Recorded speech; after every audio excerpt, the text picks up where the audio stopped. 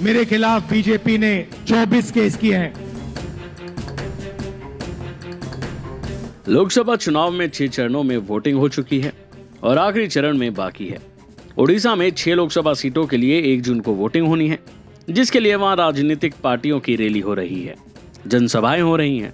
इसी के तहत कांग्रेस नेता राहुल गांधी ओडिशा के बालासोर में पहुंचे, जहां उन्होंने जनसभा को संबोधित किया। इस दौरान उन्होंने कहा कि बीजेपी ने मेरे खिलाफ 24 केस किए हुए हैं। उन्होंने मेरी सदस्यता छीन ली, मेरा घर ले लिया, लेकिन मैं उनके खिलाफ लड़ता रहूंगा। साथ ही उन्होंने ओडिशा के सीएम पर भी निशाना साधा।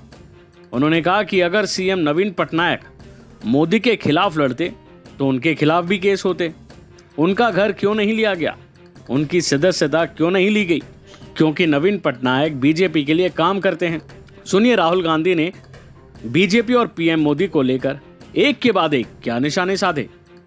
मेरे खिलाफ बीजेपी ने 24 केस किए हैं। डिफेमेशन के केस, क्रिमिनल केस, 2 साल की जेल करवा दी, मेरी लोकसभा की सदस्यता ले गए, 50 घंटे मेरा ईडी ने इन्वेस्टिगेशन किया, इंटेरोगेशन किया, मेरा घर उठा के ले गए। जब ये मेरा घर ले गए, मैंने इनको चाबी दी और इनसे कहा, ये जो तुम्हारा घर है सरकारी घर है, मुझे नहीं चाहिए। मेरे हिंदुस्तान में करोड़ों घर हैं, ओडिशा के जनता के दिल में मेरा घर है, बाकी देश बाकी प्रदेशों के लोगों के दिल में मेरा घर है। तुम्हारा घर नहीं चाहिए, ले लो, उठा के ले लो। मगर भाइयों और बहनों, यहां के जो चीफ मिनिस्टर हैं नवीन बाबू, अगर सचमुच में वो बीजेपी के खिलाफ लड़ते हैं तो उनके खिलाफ केस क्यों नहीं हुए? उनका घर क्यों नहीं लिया गया? उनकी सदस्यता रद्द क्यों नहीं की गई?